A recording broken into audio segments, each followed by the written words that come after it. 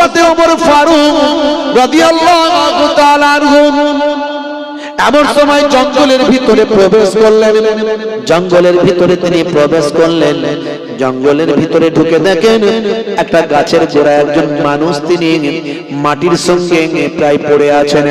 এত দুর্বল, এত রুগ্ন, এত অসুস্থ মানুষ তিনি জীবনে আর কখনো দেখেন না। যেন মনে হচ্ছে মানুষটা মারা গেছে, কিন্তু না, এখনো জীবিত আছে। বড় কষ্টের মধ্যে আছে, বড় অসুবিধার মধ্যে আছে, বড় অসুস্থতার মধ্যে আছে। জমিনের সঙ্গে তার শরীরটা লেগে গিয়েছে। হে তরুণ যুবকেরা, হযরতে ওমর ফারুক রাদিয়াল্লাহু তাআলা আনহু সেই সময় চিন্তা করলেন, এই মানুষটাকে যদি আমি একটু খাওয়াই তাহলে আমি একটু নেকি পাবো, আল্লাহ আমার নামাজ আমলে অনেক নেকি লিখে দেবেন। এরকম মানুষের একটু যদি সেবা করতে পারি, এরকম মানুষকে যদি আমি একটু খাওয়াতে পারি, এটা আমার বড় সৌভাগ্য, এটা আমার জন্য অনেক সওয়াব হবে। এই চিন্তা করে হযরতে ওমর ফারুক রাদিয়াল্লাহু তাআলা আনহু সেই সময় তিনি চলে গেলেন তিনি খাবারটা তৈরি করার জন্য। তাড়াতাড়ি হন্তদন্ত হয়ে খাবারটা তৈরি করতে গেলেন। হে যুবকেরা, হে আমার বন্ধুরা, তিনি গিলা করা, নরম নরম গিলা করা, যাতে বয়স্ক মানুষ যার দাঁত নাই, ঠিক মতো খেতে পারে না, যাকে গিলিয়ে গিলিয়ে ঘিটিয়ে ঘিটিয়ে খাওয়ানো যাবে, এরকম মানুষের খাবার জন্য ভাই আমার গিলা করা খাবার তৈরি করলেন। এই খাবারটা তৈরি করে হন্তদন্ত হয়ে তাড়াতাড়ি চলে আসলেন, যাতে আমার আগে কেউ না তাকে খাওয়াতে পারে, বা তিনি না পেটটা তার না ভরে যায়, আমি যেন তাকে খাওয়াতে পারি। এই চিন্তা ভাবনা নিলেন, যাতে করে আমি তাকে খাওয়ালে আমার আল্লাহ রাজি হবেন, খুশি হবেন, আমার নামাজ আমলে অনেক সওয়াব দেবেন। হে তরুণ যুবকেরা, হযরতে ওমর ফারুক রাদিয়াল্লাহু তাআলা আনহু টিফিনে করে খাবারটা নিয়ে এসে ওই জঙ্গলের ভিতরে গাছের গোড়ায় পৌঁছে গেলেন। হাতে করে একটু খাবার নিলেন, ওই মানুষটার মুখের ভিতর দিলেন, দিয়ে একটু খাওয়ানোর চেষ্টা করলেন। কিন্তু হায় রে হায়, যতবার খাওয়ানোর চেষ্টা করেন খাবার তো পেটের ভিতর যায় না, বরং খাবারটা মুখ থেকে বেরিয়ে যায়। বন্ধুরা আমার, তরুণ যুবকেরা আমার, হযরতে ওমর ফারুক রাদিয়াল্লাহু তাআলা আনহু বারবার চেষ্টা করলেন। তারপরে যখন হলো না, তিনি খাবারটা দিয়ে একটু ভাই আমার প্রেসার দিলেন, যাতে করে মুখের ভিতরে ভাই আমার পেটের ভিতরে গলা দিয়ে পাস হয়ে যায়। একটু প্রেসার দেওয়ার পরে দেখতে পেলেন, হাই রে হাই, খাবার তো পেটের ভিতরে গেল না, বরং তার মুখ থেকে রক্ত বের হয়ে গিয়েছে। হযরতে ওমর ফারুক বড় চিন্তিত হয়ে বললেন, বড় আশ্চর্যান্বিত হয়ে বললেন, আফসোস করলেন, আহারে, আমি তাকে খাওয়াতে চাইছিলাম যাতে একটু আমার নেকি হয়, কিন্তু নেকি তো হওয়ার কথা দূরের কথা, আমি তাকে কষ্ট দিয়ে ফেললাম, না জানি আমার গুনাহ না হয়ে যায়। হে তরুণ যুবকেরা, হযরত ওমর ফারুক মানুষটাকে খাওয়াতে পারলেন না। কিন্তু পরিবেশটা ওখানে এমন, কোন একজন মানুষ তাকে খাইয়ে দিয়ে যায়। হযরত ওমর ফারুক তিনি বুঝতে পারছেন যে এখানে দেখে বুঝতে পারছি কেউ না কেউ এসে খাওয়ায়। তো হযরত ওমর ফারুক চিন্তা করলেন, আমি তো এত চেষ্টা করলাম, খাওয়াতে পারলাম না, তাহলে যে খাওয়ায় সে কেমন করে খাওয়ায়, দেখি তো কেউ আসে নাকি। একটু দূরে গাছের আড়ালে লুকিয়ে বসে রইলেন হযরত ওমর ফারুক। বন্ধুরা আমার, তরুণ যুবকেরা আমার, হযরত ওমর ফারুক বেশ কিছুটা দূরে একটা গাছের গোড়ায় অপেক্ষা করতে লাগলেন। নিজের টিফিনটাকে নিয়ে সেখানে অপেক্ষা করতে লাগলেন, দেখি তো কেউ এই বয়স্ক মানুষটাকে, অসুস্থ মানুষটাকে খাওয়ায় নাকি। কয়েক ঘন্টা অপেক্ষা করার পর দেখেন দূর থেকে একজন হন্তদন্ত হয়ে মানুষ হেঁটে হেঁটে আসছে। তাকে দেখে মনে হচ্ছে বড় হন্তদন্ত হয়ে আসছেন, উস্কুসে চেহারা, দেখে মনে হচ্ছে বড় বিচলিত অবস্থার মধ্যে আছেন। কিন্তু দূর থেকে আসছেন, মানুষটাকে চিনতে পারা যায় না। তিনি জঙ্গলের ভিতরে ঢুকে গেলেন। জঙ্গলের ভিতরে ঢুকে আস্তে আস্তে ওই মানুষটার কাছে এসে হাজির হলেন। হে তরুণ যুবকেরা, তিনি একটা টিফিন নিয়ে এসেছেন। সেই টিফিনটা ওই অসুস্থ মানুষটার পাশে তিনি রাখলেন। ওই অসুস্থ মানুষটা যেভাবে ঘুমিয়ে শুয়ে আছেন, তার পাশে যে মানুষটা এলেন তিনিও শুয়ে পড়লেন। শুয়ে পড়ার পরে তার মতো করে শুয়ে পড়ে, তার স্টাইলে তার মতো করে শুয়ে টিফিনটা নিলেন। টিফিন থেকে খাবারটা নিয়ে নিজের মুখে প্রথম দিলেন। নিজের মুখে দিয়ে, হে তরুণ যুবকেরা, নিজের মুখ থেকে ওই মানুষটার মুখের ভিতর মুখটা লাগিয়ে দিলেন। লাগিয়ে দিয়ে মুখের মধ্যে মুখ থেকে মুখ দিয়ে কুলকুচি করার মতো করে মুখ দিয়ে তার ভিতরে, গলার ভিতরে পাস করিয়ে দিলেন। এইভাবে তাকে খাবারটা খাওয়াতে লাগলেন। হযরত ওমর ফারুক দূর থেকে দেখে অবাক হয়ে গেলেন। বাপ রে বাপ, এই রকম ভাবে ও যে খাওয়ানো যায় আমি তো ভেবে উঠতে পারি না। আমি অবাক হয়ে গেলাম। ভাইয়ারা আমার, তরুণ যুবকেরা, যখন খাওয়ানো কমপ্লিট হয়ে গেল, হযরত ওমর ফারুক রাদিয়াল্লাহু তাআলা আনহু চিন্তা করলেন, এত বড় নেকির কাজ কে করলো? ওই মানুষটাকে আমার একবার দেখা দরকার আছে। এই চিন্তা করে হযরত ওমর ফারুক টুক টুক টুক টুক করে ওই আমার মানুষটার কাছাকাছি গিয়ে হাজির হলেন। কাছাকাছি গিয়ে হাজির হতেই সামনে দিক দিয়ে যখন তাকালেন, তাকিয়ে দেখেন এই মানুষটা আর অন্য কেউ নন, ইনি হলেন হযরতে আবু বকর সিদ্দিক। জোরে হবে না? হযরতে ওমর ফারুক হুজুর বলছেন, ভাই আবু বকর, আল্লাহ আপনাকে এত নেকি দিয়েছেন, এত বড় আপনি একজন মানুষ, আল্লাহ আপনাকে এত মর্যাদা দিয়েছেন, এত সম্মান দিয়েছেন। আফজালুন নাস বাদাল আম্বিয়া, আপনি নবীদের পরে পৃথিবীতে যত মানুষ আছে তার মধ্যে আফজাল, শ্রেষ্ঠ মানুষ আল্লাহর নবী বলেছেন আবু বকর। সেই আবু বকর, আপনি এত নেকির পাহাড় আপনার আছে, তারপরেও এই রকম একটা মানুষকে মুখে করে খাওয়াতে হচ্ছে আপনাকে। আর কত নেকি কামাবেন আপনি হুজুর, আর কত নেকি কামাবেন? হযরত আবু বকর সিদ্দিক হুজুর মুচকি হেসে বলছেন, ভাই ওমর, তুমি তো আমার কথাটা বলছো, তোমার কথাটা তো বললে না। বলে, আমার আবার কি কথা? বলে, জানো না তোমার নিয়ে তো আল্লাহর নবী কি বলেছেন?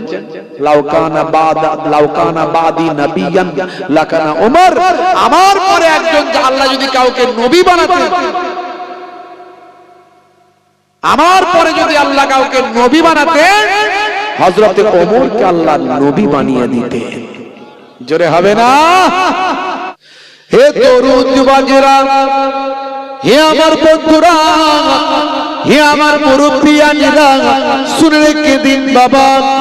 এরই জন্য আমি বলি, রোল নাম্বার ফাঁকা, খাতা ভর্তি লেখা, মাস্টার খাতা দেখবে না, পরীক্ষায় পাস হবে না, রোল নাম্বার ফাঁকা। আসল হলো রোল নাম্বার। রোল নাম্বারটা লিখলে তবেই তো মাস্টার খাতা দেখবে। তাতে যদি নাম্বারটা পাস করার মতো হয়, পাস করে উঁচু ক্লাসে ওঠা যাবে। কিন্তু অনেক ভালো লিখেছেন, অনেক সুন্দর লিখেছেন, অনেক প্রশ্ন লিখেছেন, অনেক খাতা ভর্তি করেছেন, কিন্তু রোল নাম্বার লিখতে ভুলে গেছেন, কিংবা রোল নাম্বারটা ভুল লিখেছেন। মাস্টার বলবে রোল নাম্বারটাই তো ঠিক লেখেনি, এর খাতাটা দেখা হবে না। হে তরুণ যুবকেরা, ঈমানও ঠিক তেমন। ঈমান মানে হলো বিশ্বাস। যিনি বিশ্বাস করেন তাকে ঈমানদার বলা হয়। হে তরুণ যুবকেরা, হে আমার মুরব্বিয়ানেরা, শুনে রেখে দিন বাবা, জেনে রেখে দেন। হে মুসলমান, একটু লক্ষ্য করুন, আপনাকে আমাকে ঈমানদার হতে হবে। আমার আপনার ঈমানকে মজবুত করতে হবে। আখিরি জামানা, এমন একটা সময় আমাদের ভিতরে আসবে, হাতের তালুতে আগুনের টুকরা রাখা সহজ হয়ে যাবে, কিন্তু ঈমান রাখা কঠিন হয়ে যাবে। এর জন্য আমার নবী 1450 বছর আগে বলেছেন, হে দুনিয়ার মানুষ শোনো, আখেরি জামানায় এমন একটা সময় আসবে, মানুষ সকালবেলা মুমিন থাকবে, সন্ধ্যাবেলা কাফের হয়ে যাবে, সন্ধ্যাবেলা মুমিন থাকবে, সকালবেলা কাফের হয়ে যাবে। ইউসবিহু রাজুলু মুমিনান ওয়া ইউমসি কাফিরান ওয়া ইউমসি মুমিনান ওয়া ইউসবিহু কাফিরান ইয়াবিউ দীনাহু বিআরজিন মিনাদ দুনিয়া। ভাই আমার, তারা দুনিয়ার স্বার্থে, দুনিয়ার জন্য দিনকে তারা বিক্রি করে দেবে। আল্লাহর নবী বলেন, হে দুনিয়ার মানুষ শুনে রেখে দাও, সকালবেলা মুমিন থাকবে, সন্ধ্যাবেলা কাফের, সন্ধ্যাবেলা মুমিন থাকবে, সকালবেলা কাফের হয়ে যাবে। এরকম একটা সময় আমার উম্মতের ভিতর আসবে। হে যুবকেরা, সেই সময় এসে গিয়েছে, এখন আমাদের ঈমান বড় টলমল, চারিদিকে ফিতনা ফাসাদ শুরু হয়েছে, অশান্তির বাতাবরণ চলছে। সারা ভারতবর্ষের দিকে তাকিয়ে দেখুন কি চলছে চারিদিকে। বাবা, মানুষ মানুষকে শ্রদ্ধা করে না, মানুষ মানুষকে আজকে মানে না। বড়দের প্রতি মানুষের শ্রদ্ধা নাই, ছোটদের প্রতি মানুষের স্নেহ নাই, পিতামাতার প্রতি মানুষের সম্মান কমে গেছে, শ্রদ্ধা কমে গেছে, স্ত্রীর প্রতি হক হুকুকগুলো নষ্ট হয়ে গেছে। হে তরুণ যুবকেরা, পাড়া প্রতিবেশীর সঙ্গে ভালো ব্যবহার মানুষের আজকাল আর তেমন নাই। ভাই আমার, দোস্ত আমার, এক রাজ্যের মানুষ অন্য রাজ্যের মানুষকে মেরে মেরে পিটিয়ে ফেলছে, হত্যা করে ফেলছে, এরকম ঘটনা চারিদিকে ঘটছে। সারা পৃথিবীর দিকে তাকিয়ে দেখুন, এক দেশের সঙ্গে আর এক দেশের যুদ্ধ লেগে যাচ্ছে, যখন তখন হাজার হাজার মানুষকে তারা হত্যা করে ফেলছে। চারিদিকে অশান্তির বাতাবরণ চলছে, চারিদিকে ফিতনা ফাসাদ চলছে। হে তরুণ যুবকেরা, আল্লাহর নবী বলেন, এগুলো সব কিয়ামতের আলামত। কিয়ামতের আলামত গুলোর মধ্যে এগুলো একটা আলামত। এরকম ফিতনা ফাসাদ যখন আখিরি জামানায় আমার উম্মতের ভিতর যখন চলবে, আমার উম্মতের মধ্যে যখন এরকম ফিতনা ফাসাদ শুরু হবে, আমার উম্মতের ভিতর যখন এরকম অবস্থা চালু হবে, আমি রাসূল দয়ার নবী তাদের উদ্দেশ্যে বলি, মান তামাসসাকা বিসুন্নতি ইনদা ফাসাদি উম্মতি ফালাহু আজরু মিয়াতা শাহীদ। আমার উম্মতের ভিতরে যখন এরকম অবস্থা চারিদিকে চলবে, তখন আমার উম্মতি যদি আমি রাসূলের একটা সুন্নতকে ভালো করে আঁকড়ে ধরে, ভালো করে একটা সুন্নতকে মেনে চলে, ওই একটা সুন্নতের বিনিময়ে আমার আল্লাহ ওই উম্মতের নামাজ আমলে 100টা শহীদের সওয়াব দান করে দেয়। ভাইরা আমার, সেই আখিরি জামানায় আমরা এসে উপস্থিত হয়েছি। চারিদিকে ফিতনা ফাসাদ শুরু হয়ে গেছে, মানুষের জীবনের আর কোনো দাম নাই। আজ বেঁচে আছেন, কাল থাকবেন কিনা গ্যারান্টি নাই, বাইরে বেরোলে বাড়িতে ফিরবেন কিনা গ্যারান্টি নাই। চারিদিকে হিংসা বিদ্বেষ এমন ভাবে মাথা চাড়া দিয়েছে, মানুষ দ্বীন ভুলে গেছে, শরিয়ত ভুলে গেছে, ইসলাম ভুলে গেছে, নামাজ ছেড়ে দিয়েছে, কালেমা ছেড়ে দিয়েছে, আল্লাহ এবং রাসূলের নির্দেশ ভুলে গেছে। আমার আল্লাহ জালেম বাদশা নিয়োগ করে দিয়েছে। জালেম বাদশা মানুষের উপর জুলুম করতে শুরু করেছে, মানুষে মানুষে বিভাজন, ফাসাদ, হিংসা, বিদ্বেষ তৈরি করেছে। চারিদিকে তাকিয়ে দেখুন কি চলছে। হে তরুণ যুবকেরা, হে আমার বন্ধুরা, হে আমার মুরব্বিয়ানেরা, শুনে রেখে দিন বাবা, আমার আপনার কোরআনের বিরুদ্ধে বিদ্রুপ করা হচ্ছে, কোরআনকে নিয়ে বাজে কথা বলা হচ্ছে। যে কোরআন আমার আপনার ঈমান, সেই ঈমানকে নষ্ট করার চক্রান্ত করা হচ্ছে। আমার আপনার কোরআন থেকে মানুষের ঈমানটা পথ ভোলা করে দেওয়ার চেষ্টা চলছে। আমার আপনার কোরআনের প্রতি ভক্তি ভালোবাসা কমিয়ে দেওয়ার চক্রান্ত চলছে। তারা বলছে, জালেমরা বলছে, কোরআন মাজিদ নাকি 27টা শয়তান মিলে লিখেছে। বলুন নাউজুবিল্লাহ। হে তরুণ যুবকেরা, আবার তারা আমাদের বোঝানোর চেষ্টা করছে কোরআন মাজিদ নাকি বদরের যুদ্ধের সময় পুরো শেষ হয়ে গিয়েছিল। হে যুবকেরা, তারা জানে না বদরের যুদ্ধটা হয়েছে 624 খ্রিস্টাব্দে। আর আল্লাহর নবী ভাই আমার বিদায় হজ করেছেন 632 খ্রিস্টাব্দে। নবী আমার 632 খ্রিস্টাব্দেও হায়াতে ছিলেন, জীবন বেঁচে ছিলেন। আল্লাহর নবীর কাছে 632 খ্রিস্টাব্দে বিদায় হজের সময় আরাফাতের ময়দানে জাবাল রহমত পাহাড়ে আল্লাহর নবীর কাছে আল্লাহর কোরআনের আয়াত অবতীর্ণ হয়। জালেমরা মিথ্যা প্রমাণিত হয়, বারবার মিথ্যা প্রমাণিত হয়। বদরের যুদ্ধ 624 খ্রিস্টাব্দে হয়েছে। 624 যদি কোরআন মাজিদ পড়ে গেল, তাহলে শেষ আয়াত ভাই আমার বিদায় হজের সময় আয়াত যে এলো, সেই কোরআন মাজিদ কেমন করে হলো? হে তরুণ যুবকেরা, এর দ্বারাই প্রমাণ হয় তারা মিথ্যা কথা বলছে, যে তাদের কথার কোনো মূল্য নাই, কোনো দাম নাই, কোনো এভিডেন্স নাই, কোনো প্রমাণ নাই, কিন্তু আমার আপনার ঈমানকে নষ্ট করার চক্রান্ত করছেন। হে মুসলমান, একটুখানি শুনে রেখে দেন, পৃথিবীর বুকে কোটি কোটি কোটি কোটি হাফেজে কোরআন আছে, তারা আল্লাহর কোরআন মুখস্থ করছেন। পৃথিবীর বুকে only one book in the world, একটাই কিতাব আছে পৃথিবীর বুকে, যে কিতাবটাকে কোটি কোটি হাফেজে কোরআন মুখস্থ করে থাকে। আর কোন কিতাবের নাম জানেন আপনি? যে কিতাব লোকে মুখস্থ করে, কোটি কোটি মানুষ মুখস্থ করে, এমন কোন কিতাবের নাম জানা আছে? জানা নাই। এটাই আল্লাহর সবচেয়ে অলৌকিক ব্যাপার। এটা আজ থেকে তো নয়, 1450 বছর থেকে হয়ে আসছে। আল্লাহ কাকে দিয়ে কোরআন মাজিদ সংরক্ষণ করে রাখবে কেউ জানে না। আমার কোরআনের বিরুদ্ধে যখন এরা কথা বলছে, তখন এদেরই আত্মীয় স্বজন যারা কোরআনকে ভালোবাসে। আমি একজন মুসলমান, তা বলে আমি তো গীতাকে খারাপ বলতে পারি না, পারবো?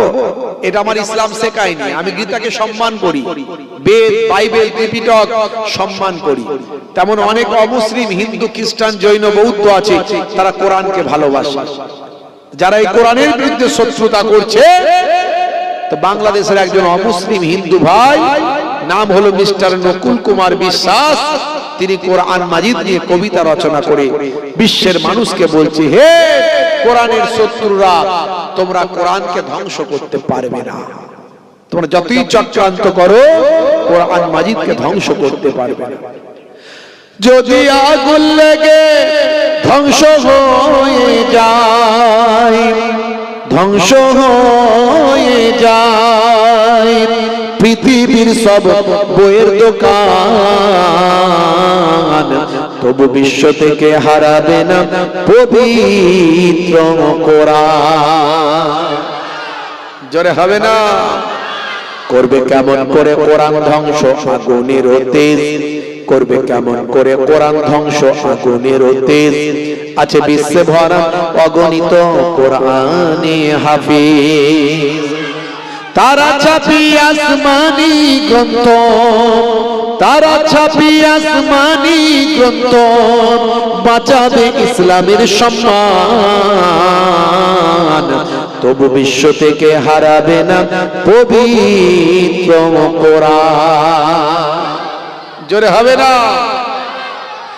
আল্লাহ বলছেন, বান্দারে, হে দুনিয়ার মানুষ শোনো, আমি আল্লাহ তোমাদের জানিয়ে দিই, এই কোরআন মাজিদ আমি আল্লাহ নাজিল করেছি, পৃথিবীর কোন শয়তান লেখেনি।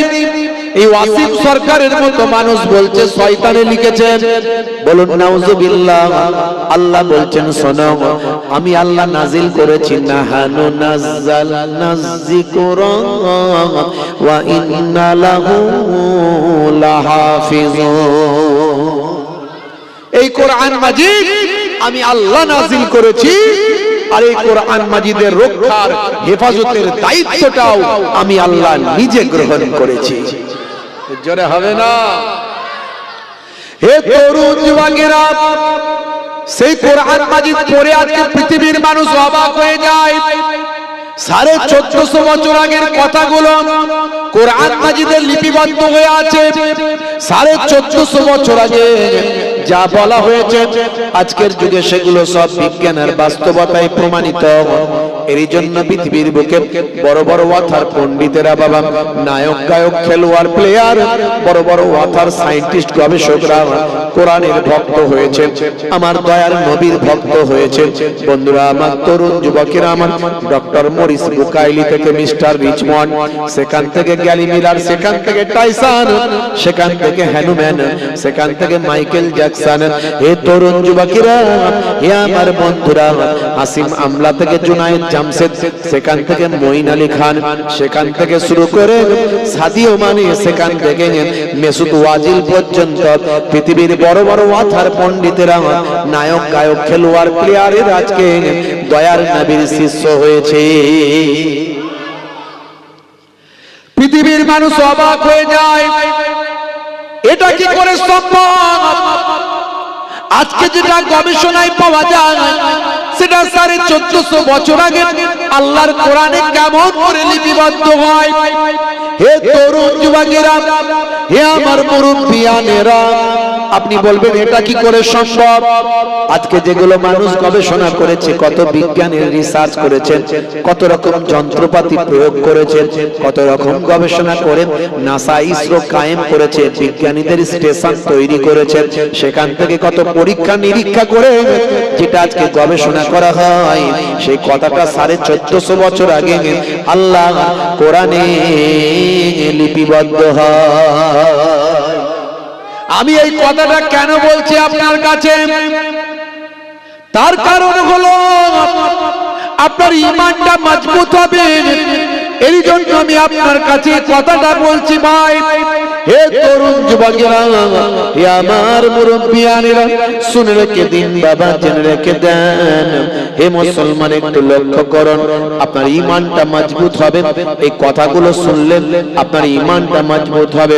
পৃথিবীর বড় বড় ভাই আমার বিশেষজ্ঞ পণ্ডিতেরা এই কথাগুলো পড়ি তো তারা ঈমানদার হয়েছে, তারা বিশ্বাস করেছে কোরআন সত্য। আজকের গবেষণায় যেগুলো পাওয়া যায় 1450 বছর আগে আল্লাহর কোরআনে লিপিবদ্ধ আছে ভাই। সালটা হলো 1931 সাল। পৃথিবী বিখ্যাত একজন জ্যোতির্বিদ বিজ্ঞানী, নাম হলো মিস্টার জর্জ লেমিট্রে। জর্জ লেমিট্রে হলো একজন জ্যোতির্বিদ। তিনি গবেষণা করে বললেন এই বিশ্ব ব্রহ্মাণ্ড কেমন করে তৈরি হয়েছে, তিনি তার রহস্যের কথা গবেষণা করলেন। সালটা কবে মনে রাখবেন? 1931 সাল। এই 1931 সালে বায়ামার তরুণ যুবকেরা বিশ্ব ব্রহ্মাণ্ড কেমন ভাবে তৈরি হলো, এই আকাশ জমিন কেমন করে তৈরি হলো, এটা তিনি আবিষ্কার করলেন। এর নাম দিলেন বিগ ব্যাং থিওরি। যারা ইতিহাস, যারা বিজ্ঞানের ছাত্র আছে, বিজ্ঞান নিয়ে যারা পড়াশোনা করেন, বিজ্ঞানের যারা স্যার আছেন তারা জানেন বিগ ব্যাং থিওরি আবিষ্কার হয়েছে। এই তরুণ যুবকেরা, এই বিগ ব্যাং থিওরি আবিষ্কার হয়েছে 1931 সালে। কি করে? ভাই আমার মিস্টার জর্জ লেমিট্রে বলছেন আকাশ আর জমিন একত্রিত অবস্থায় ছিল, তার উপর একটা বিস্ফোরণ হলো। এই বিস্ফোরণের মধ্যে দিয়ে আকাশ আকাশের জায়গায় চলে গেল, জমিন জমিনের জায়গায় রয়ে গেল। আকাশে আছে চাঁদ, সূর্য, গ্রহ, নক্ষত্র, উপগ্রহ, সৌরজগৎ সব আকাশে আছে। জমিনে আছে পাহাড়, পর্বত, নদ নদী, সমুদ্র সব জমিনে আছে। এই আকাশ আর জমিন একসঙ্গে ছিল, বিস্ফোরণের মাধ্যমে পৃথক হয়ে গেল। এটা আজকের গবেষণায় জর্জ লেমিট্রে তিনি আবিষ্কার করলেন 1931 সালে। হে তরুণ যুবকেরা, হে আমার বন্ধুরা, শুনে রেখে দিন বাবা, জেনে রেখে দেন। হে মুসলমান, মোবাইলে একটা কোরআন মাজিদের অ্যাপ ডাউনলোড করো, জীবনটা ধন্য হয়ে যাবে। আপনার উপর আল্লাহর খাস রহমত নাজিল হবে। আল্লাহ কোন কোন দিক দিয়ে উন্নতি দেবে বুঝতে পারবেন না। অনেক জ্ঞান বৃদ্ধি হবে, জীবনটা আপনার ধন্য হবে। দুনিয়াতেও কামিয়াবি পাবেন আর আখিরাতেও কামিয়াবি পাবেন। মুসলমানের ছেলে আল্লাহর কোরআন মাজিদ গেল ভুলে, মুসলমানের ছেলে বিশ্ব নবীর সুন্নাত দিল ছেড়ে। মুসলমানের ছেলে নাম রেখেছে ডায়মন্ড, হাতে ধরেছে স্মার্টফোন, কানে লাগিয়েছে হেডফোন, গান শুনছে পাগল মন। ফারিস্তা বলবে শোন, কবরে গেলে বুঝবি তখন। 1 2 3 4 টাকার জন্য হব চোর। 5 6 7 8 টাকা পেলে সবাই সাইড। 9 10 টাকাই ব্রেন। মাটি টাকা, টাকা মাটি, হয় দেখা দে নয় মা টাকা দে। মুসলমানের ছেলে, মুসলমানের ছেলে হয়েছি, বাপের বেটা, মরবো একদিন, ভয় কি রে, চল এগিয়ে চল, দেখা যাবে। আর আমার আপনার ঘরের নারী করছে বাড়াবাড়ি, হাতে ধরেছে কাটারি, বলছে বেরিয়ে আই শ্বশুর শাশুড়ি। লাল শাড়ি, লাল টিপ, লাল আঁচল মাথায় নাই, সবুজ শাড়ি, সবুজ টিপ, সবুজ আঁচল মাথায় নাই। পিঠটা তাদের ফাঁকা, বলছে যত তাকাবি তাকা। আর মনে মনে করছে স্বামী দেখ কেমন লাগে। জলসায় গেছি, বলছে হুজুর একটু বাইকে চাপতে হবে। সর্বনাশ করেছে, বাইকে তো সেরকম চাপি না, আলে কালে জ্বালাই পড়লে চাপতে হয়, চাপি না। তো টোটো ফোটোর ব্যবস্থা নাই? বলে হুজুর টোটো ছিল কিন্তু একটু সমস্যা হয়েছে, তো আমার এই ভাই একটা নতুন বাইক কিনেছে, ওই বাইকে আপনাকে একটু চাপিয়ে নিয়ে যাবে। চলো দেখি। তাই গিয়ে দেখি সর্বনাশ, দোতলা মোটরসাইকেল। দোতলা মোটরসাইকেল, সে কি রে ভাই? দেখছি ড্রাইভারের সিটটা এখানে আর প্যাসেঞ্জারের সিটটা ঠিক কাঁধের উপরে। আমি বলি এ তো দোতলা মোটরসাইকেল, চাপার ক্ষমতা আমার নাই, এর থেকে আমি হেঁটে যাব। এ চাপে কারা? বলে হুজুর চাপার লোক আলাদা আছে। বুঝতে পারছেন? হ্যাঁ, মুসলমানের স্বামী স্ত্রী, নায়িকার নায়কার নায়িকা।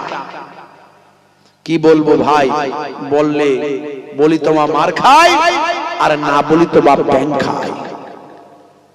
মোবাইলে ক্যারাম পাওয়া যায়, মোবাইলে সিনেমা পাওয়া যায়, মোবাইলে বায়ামার হাস্য কৌতুক পাওয়া যায়, মোবাইলে ফ্রি ফায়ার পাবজি পাওয়া যায়, মোবাইলে তাস পাওয়া যায়, মোবাইলে আর কি কি বলেন না, কত রকমের গেম আছে। না না, হ্যাঁ হ্যাঁ, সারা সারা রাত ধরে খালি গুলি চালাচ্ছে, DD DD DD DD DD DD DD, মার মার মার মার মার মার। কি রে ভাই, লাপাচ্ছে কেন, হচ্ছেটা কি? হ্যাঁ, গুলি চালাচ্ছে। এর আগে ফ্রি ফায়ার নিয়ে আমি বলেছিলাম, আপনারা জানেন, সেদিনও বলেছিলাম নেশা হলো হারাম। যারা এই সমস্ত গেম গুলো খেলে এরা সব শয়তানের ভাই। হারাম তো করছি, হারাম তো বটে, free fire PUBG online game গুলো হলো হারাম। আর যারা এই গেম গুলো খেলে তারা সব শয়তানের ভাই। আপনি বলবেন হুজুর আমার ঘরে, আমাদের ঘরের ছেলেগুলোকে আপনি শয়তানের ভাই বলে দিয়ে চলে যাচ্ছেন। নাউজুবিল্লাহ, খাতাম বিল্লাহ। না না না না, আমি কেন বলবো? আল্লাহ নিজে কোরআন মাজিদে বলেছেন, ইন্নাল মুবাজ্জিরিনা কানু ইখওয়ানাশ শায়াতিন। অপচয় নষ্টকারী, খরচাকারী, অপচয়কারী যারা, তারা হলো সব শয়তানের ভাই। এই যে free fire PUBG online game গুলো ঘন্টার পর ঘন্টা ব্যাটারি খরচা, সময় খরচা, পয়সা খরচা, বুদ্ধি খরচা, হ্যাঁ, পিতামাতার অবাধ্য, পড়াশোনাচ্যুত, শিক্ষাচ্যুত, কাজ কারবার চ্যুত, এই এত কিছুকে অপচয় করার কারণে 100% শয়তানের ভাইতে তাদের নামটা লেখা হয়েছে। শয়তানের ভাইয়ের খাতায় নামটা লেখা হয়েছে। আজও ঠিক করো, তুমি শয়তানের ভাইয়ের খাতায় নামটা রাখবে নাকি না ফ্রি ফায়ার পাবজি এগুলো ডিলিট করবে? কোনটা? এখানে ছেলে পুলে আছে না নাই? তারা মনে হয় যে সেই সব খদ্দের পাবলিক এখন মনে হয় রাস্তার ধারে বসে বসে খেলে যাচ্ছে। কথা ঠিক না ভুল? ভাইরা আমার, তরুণ যুবকেরা আমার, মুরব্বিয়ানেরা আমার, আর এগুলো সব নেশা।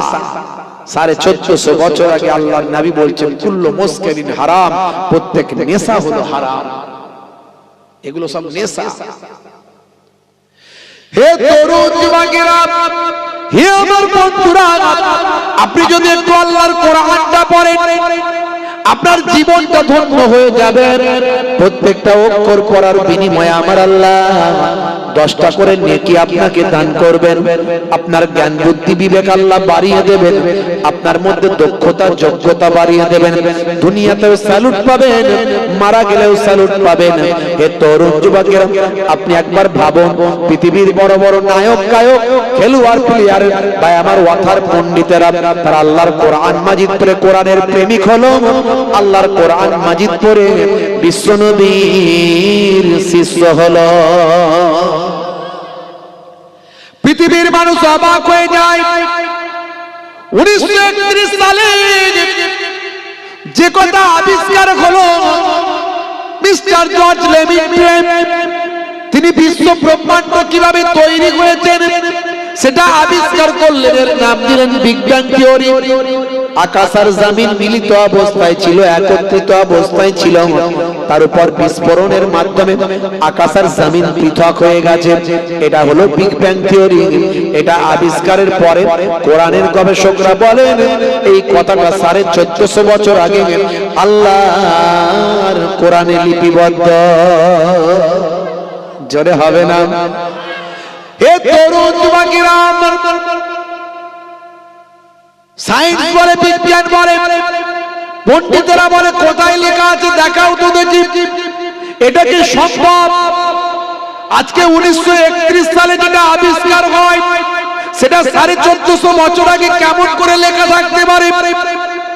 কোরআনের গবেষকরা বলে শোনো, সারা বিশ্ব ব্রহ্মাণ্ড যিনি তৈরি করেছেন তিনি তো সবই জানেন, আর তিনি তো কোরআনের মধ্যে লিপিবদ্ধ করেছেন। তাই কোরআন মাজিদের গবেষক যারা কোরআন মাজিদ নিয়ে রিসার্চ করে, যারা পড়াশোনা করে, যারা তারা সবই দেখতে পায়। যত বিজ্ঞানের ডেভেলপমেন্ট বাড়ে তত সহজে আল্লাহর কোরআন আমাদের বোধগম্য হয়, তত আল্লাহর কোরআন আমাদের কাছে আরো ঈমানের শক্তিতে বেড়ে যায়, তত আল্লাহর কোরআন আমাদের কাছে অলৌকিক বলে বিশ্বাস হয়। যত বিজ্ঞানের ডেভেলপমেন্ট বেড়েছে তত কোরআনের প্রতি আমাদের বিশ্বাস বেড়েছে, আমাদের ঈমানটা সুদৃঢ় হয়েছে। পণ্ডিতেরা বলছে, বিজ্ঞানীরা বলছে ঠিক আছে মানলাম, কোথায় লেখা আছে দেখাও। আপনার পকেটে কোরআন মাজিদ আছে, খুলুন, প্লে স্টোর থেকে ডাউনলোড করুন, আপনি পেয়ে যাবেন। হে তরুণ যুবকেরা, কোরআন মাজিদের একটা সূরা আছে, সূরাটার নাম হলো সূরা আম্বিয়া। এই সূরা আম্বিয়ার 30 নম্বর আয়াতে আপনি যাবেন।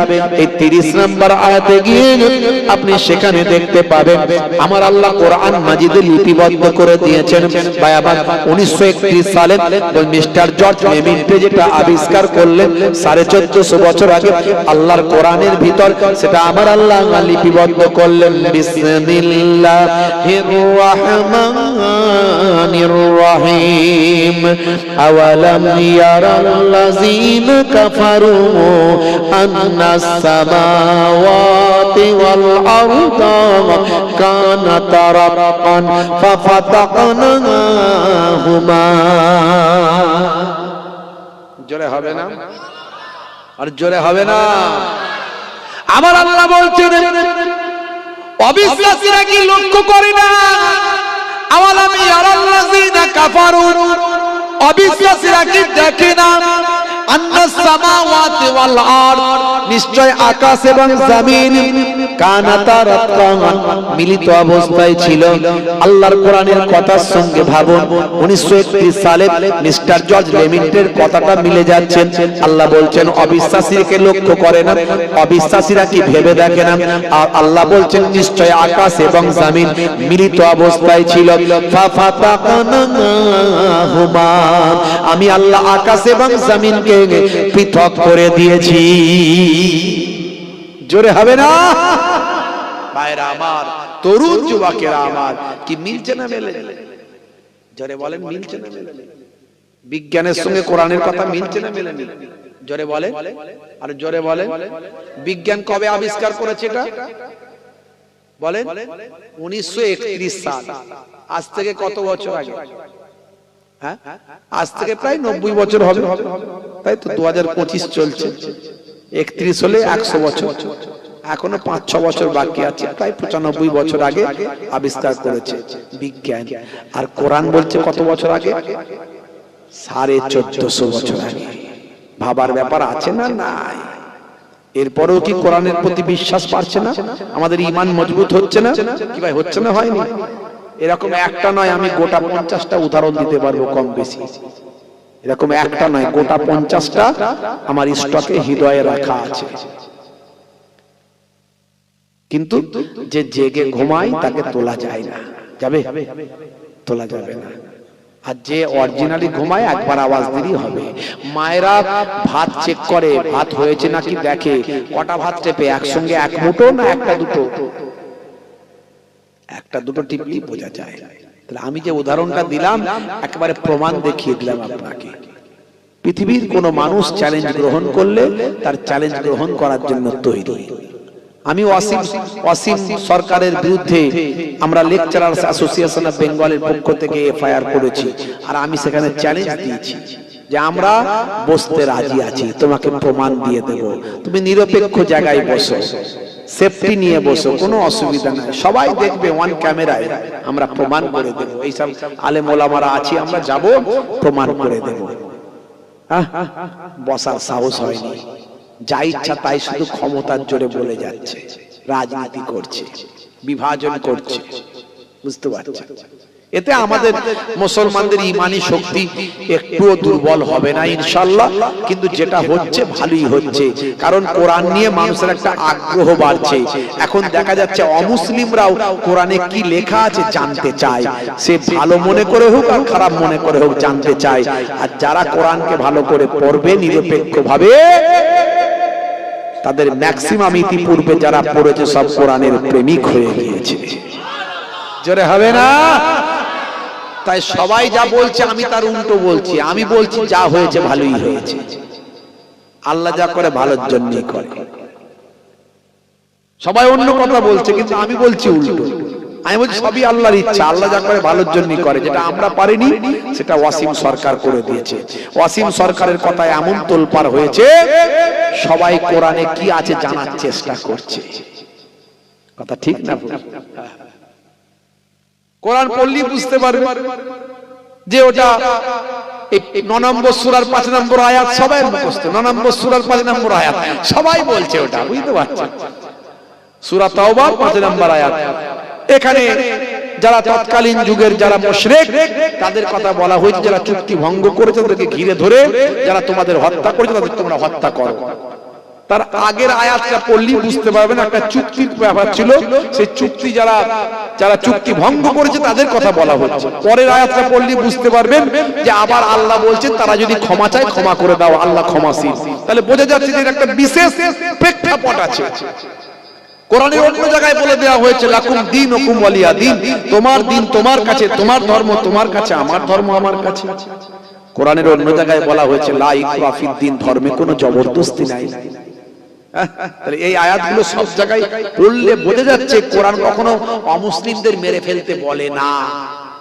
শুধু তাই নয়, কোরআনের অন্য জায়গায় আবার বলা হয়েছে যারা আল্লাহ ব্যতীত অন্যের ইবাদত করে তোমরা তাদের গালি দিও না। জোরে বলুন সুবহানাল্লাহ। মারা তো দূরের কথা, গালিও দিও না।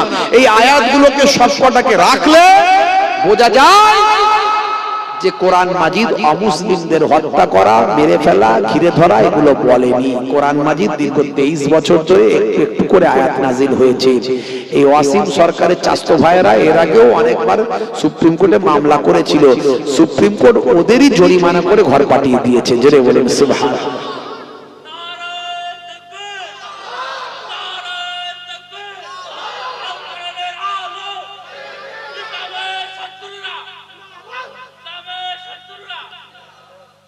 মাশাআল্লাহ মাশাআল্লাহ। আমি তো বলেছি ফের প্রয়োজন হলে আরেকবার সুপ্রিম কোর্টে মামলা করো, আরেকবার সুপ্রিম কোর্টে মামলা করো। সেখান থেকে আবার একটু তোমরা একটুখানি ঝাড় খাবে, একটুখানি বলচাল খাবে, সেখান থেকে তোমাদেরকে আবার একটু মন্দ কথা বলবে, আবার একটু ফাইন টাইন করবে, আমাদের তো ভালো লাগবে দেখি। ভাইরা আমার, তরুণ যুবকেরা আমার, মুরব্বিয়ারা আমার, এরকম উদাহরণ অনেকগুলো দেওয়া যেতে পারে। বেশি লম্বা চওড়া নয়, বেশি কথা বলবো না। হে তরুণ যুবকেরা, হে আমার বন্ধুরা, কোরআন মাজিদ আপনাকে আমাকে ঈমানকে মজবুত করেছে। সেই কোরআন মাজিদ বলছে আল্লাহ বলছেন বান্দারে মা খালাকতুল জিন্না ওয়াল ইনসা ইল্লা লিয়াবুদুন।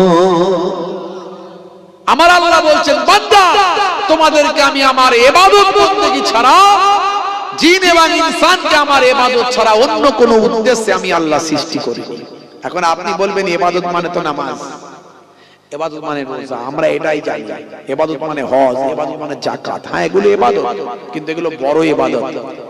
তবে শুধু এই ইবাদতগুলো করলেই হবে না। এই ইবাদতকে ঘিরে রাখার জন্য, এই ইবাদতকে বাঁধ দেওয়ার জন্য, এই ইবাদতকে পরিশুদ্ধ রাখার জন্য আরো ছোট অসংখ্য ইবাদত আছে। সেটা কি রকম? আপনাকে সব সময় মিষ্টি চেহারায় থাকতে হবে। আপনি নিজেকে ইচ্ছা করে গাম্ভীর্য করে রাখবেন, এটাও ইসলাম পছন্দ করে না। আপনাকে দেখে লোকে ভয় পাবে, এটা ইসলাম চায় না। আমার নবীর সঙ্গে যে কেউ এসে কথা বলতে পারতো, জোরে বলুন সুবহানাল্লাহ। মিষ্টি চেহারা করে রাখবেন। দেখেন না, এক একজন ভয়ঙ্কর চেহারা করে রাখেন। কি করতে হবে? বলে এক কাজ করতে হবে। কি করতে হবে? বলে এক কাজ করতে হবে, মোটা গোপ রাখতে হবে আর গোপ পাকাতে হবে, তাহলে লোকে ভয় পাবে। হ্যাঁ, তো এই রকম চিন্তা ভাবনা কিছু মানুষের আছে। বলে হুজুর জানেন না, একটু প্রশ্রয় দিলে আবার মাথায় উঠে পড়ে। আরে ভাই, তোমার মধ্যে পার্সোনালিটি নাই, মাথায় উঠে পড়বে তোমার? কিন্তু না, তা বলে তুমি নবীর সুন্নতকে অস্বীকার করতে পারো না। মিষ্টি পোলাইট ব্যবহার করতে হবে, এটাও সুন্নাত। আপনি যদি প্রকৃত ঈমানদার হন, হে তরুণ যুবকেরা, আপনার আমলটাকে যদি আপনি জিন্দা রাখতে চান, আপনার ইবাদতটাকে যদি আপনি বাঁধ দিতে চান, আপনি যদি আপনার ইবাদতটাকে ভাই আমার সঠিকভাবে রাখতে চান, তাহলে মনে রাখবেন ওজনে আপনি ঠকাতে পারবেন না।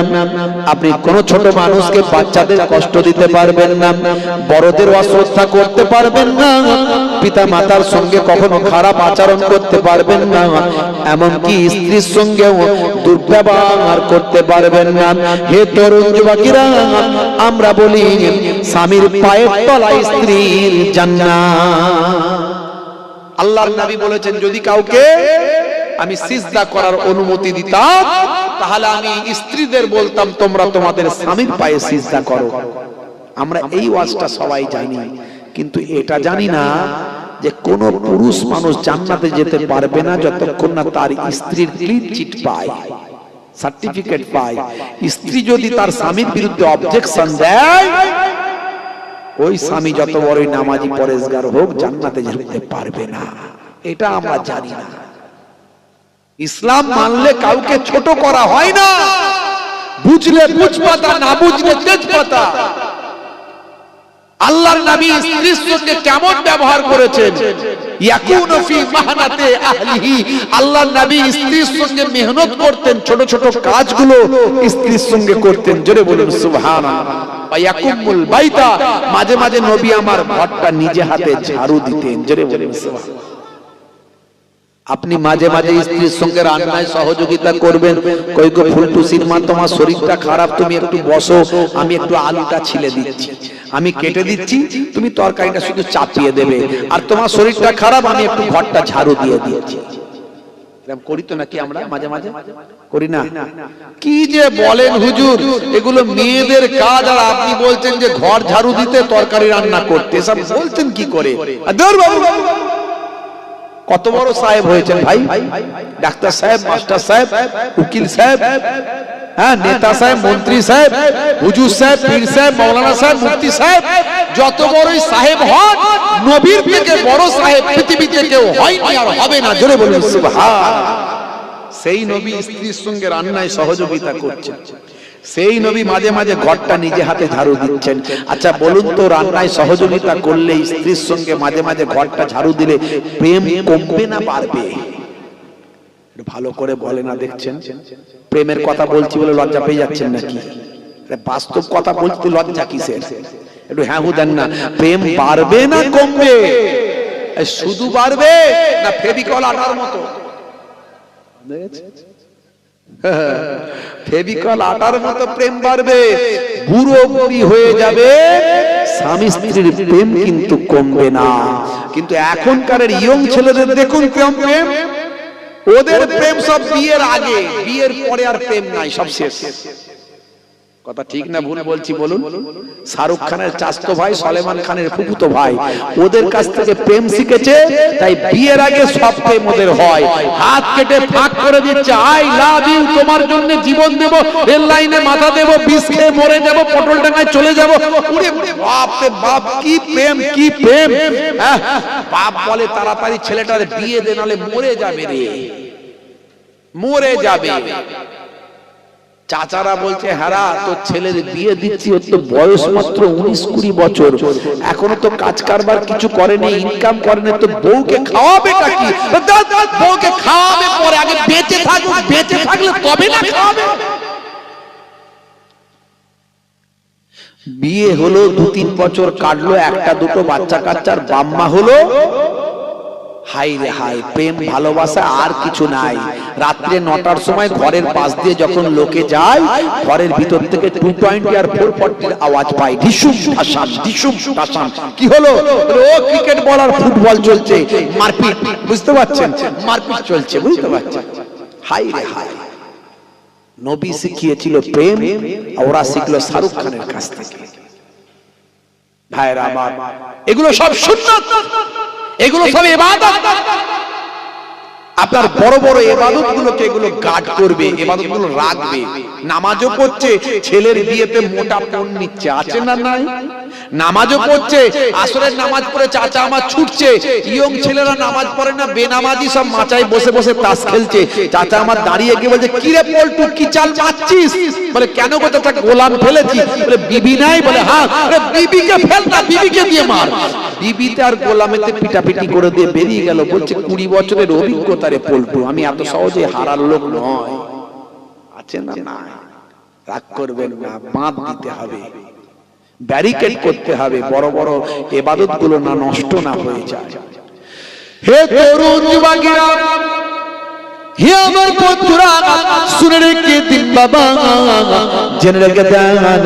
হে মুসলমান, একটুখানি শুনুন, হে যুবকেরা একটুখানি লক্ষ্য করুন। বাপেরা আমার, তরুণ যুবকেরা আমার, মুরব্বিয়ানেরা আমার, আল্লাহ বলছেন, বান্দারে ইবাদতের জন্য পাঠিয়েছি, তবে ইবাদতটা হবে নবিয়ানা স্টাইলে, নবীর তরিকায়। লাকাদ কানা লাকুম ফি রাসূলিল্লাহি উসওয়াতুন হাসানা, তোমাদের জন্য তোমাদের নবীর মধ্যে আছে উত্তম আদর্শ। মাইয়ুতির রাসূল ফাকাদ আতা আল্লাহ, যে আমার রাসূলের ইতাআত গোলামিটা করলো, সে যেন আমি আল্লাহ আমারই গোলামিটা করলো। মান হাব্বা সুন্নতি ফাকাদ আহাব্বানি ওয়া মান আহাব্বানি কানা মাই ফিল জান্নাত, যে আমার সুন্নতকে ভালোবাসলো, সে যেন আমি রাসূলকে ভালোবাসলো, আর যে আমি রাসূলকে ভালোবাসলো, আমার সঙ্গে জান্নাতি হয়ে গেল। আজ বোঝা যাচ্ছে তো নাকি? ঈমানের কথা বলছি। আপনার ঈমানটা কেমন করে মজবুত হবে? আমাদের ঈমান নষ্ট করার জন্য চক্রান্ত বেরিয়েছে। বলছে না যে আসল কোরআন নাকি এটা নয়, বলুন নাউজুবিল্লাহ। বলছে এই কোরআন নাকি 27 জন শয়তানে লিখেছে, বলুন নাউজুবিল্লাহ। এর দ্বারা কি আমাদের ঈমানকে ধ্বংস করার চক্রান্ত চলছে? কোন দলিল নাই, কোন এভিডেন্স নাই, কোন প্রমাণ নাই, মিথ্যা মিথ্যা করে কথাগুলো বলছে। আপনার ঈমানকে মজবুত করতে হবে। এত ওয়াজ শুনে যদি আপনি বেঈমান হয়ে যায় কি হবে? আমি আপনার ঈমানকে মজবুত করছি। 1931 সালে বিশ্ব ব্রহ্মাণ্ড কেমন করে তৈরি হয়েছে তার আবিষ্কার করলো জর্জ লেমিন্ট্রি, একজন জ্যোতির্বিদ। তিনি বললেন, আকাশ এবং জমিন সব মিলিত ছিল, একটা বিস্ফোরণের মাধ্যমে সব পৃথক হয়ে গেল। এটা 1931 সালে আবিষ্কার হলো। এর নাম দিল তারা বিগ ব্যাং থিওরি। হে তরুণ যুবকেরা, এই বিগ ব্যাং থিওরি আবিষ্কারের পর যারা কোরআন মাজিদের গবেষক, তারা বলল এই কথাটা 1450 বছর আগে আল্লাহর কোরআনে লিপিবদ্ধ আছে। বলুন না সুবহানাল্লাহ। আরে জোরে হবে না, আরে জোরে হবে না। কি অবাক হয়ে যাচ্ছেন না? 1931 সালে যেটা আবিষ্কার হলো, সেটা আবার কোরআনে 1450 বছর আগে কেমন করে লেখা রইল? জোরে বলুন। জোরে হবে না? পৃথিবীর মানুষ অবাক, বলে কি কোরআনের গবেষকরা এটা আবার কি বলে, এটা তো 1931 সালে আবিষ্কার হয়েছে, অথচ 1450 বছর আগে কোরআনে লেখা আছে, বলছে না কি করে সম্ভব?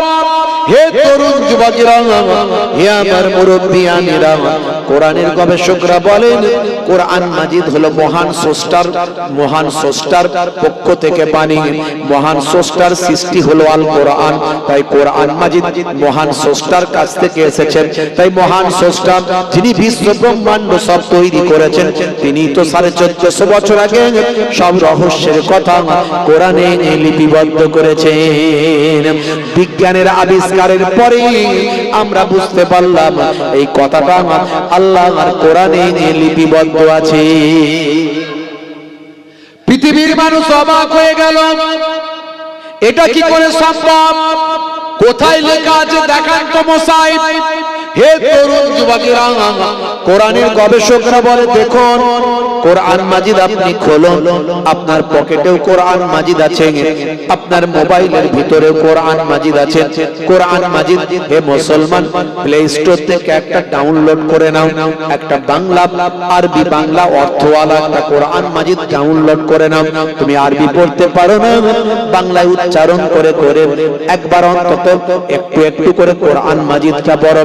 জীবনে একবার এক খতম কোরআন মাজিদ যদি তুমি খতম করে যাও, মারা যাওয়ার পরে যখন তোমার আমলের দরকার পড়বে, আল্লাহর কোরআনটা তোমার জন্য আমলের জারিয়া হয়ে যাবে। এ তরুণ যুবকেরা, আল্লাহর দরবারে সেদিন তুমি বলতে পারবে আমি কোরআন মাজিদ পড়েছিলাম, এক খতম করে আপনার দরবারে এলাম। হে তরুণ যুবকেরা, এর জন্য কোরআন মাজিদ পড়া এখন সহজ। আপনি আরবি পড়তে পারেন না, কিন্তু আপনি বাংলায় উচ্চারণ করে করে পড়ুন, আল্লাহর কোরআন মাজিদটা হাত দিয়ে দিয়ে যান। হে যুবকেরা, পৃথিবীর যত গ্রন্থ আছে সব গ্রন্থগুলো পড়লে আপনার জ্ঞান বৃদ্ধি হবে, কিন্তু কোরআন মাজিদ যদি আপনি পড়েন আপনার জ্ঞানও বাড়বে, আর প্রত্যেকটা অক্ষরের বিনিময়ে আমার আল্লাহ 10টা করে নেকি দান করে দেবে। পৃথিবীর যত কিতাব আছে, আপনি অবাক ব্যাপার ভাইরা আমার, সারা পৃথিবীর যত গ্রন্থ আছে সব রাইটার আছে, লেখক আছে, কিন্তু এক্সেপ্ট কোরআন মাজিদ একটাই কিতাব যার কোনো রাইটার নাই, যার কোনো লেখক নাই। পৃথিবীর যত গ্রন্থ আছে সব গ্রন্থ সেই দেশে চলে, সেই দেশে চলে, অন্য দেশে চলে না।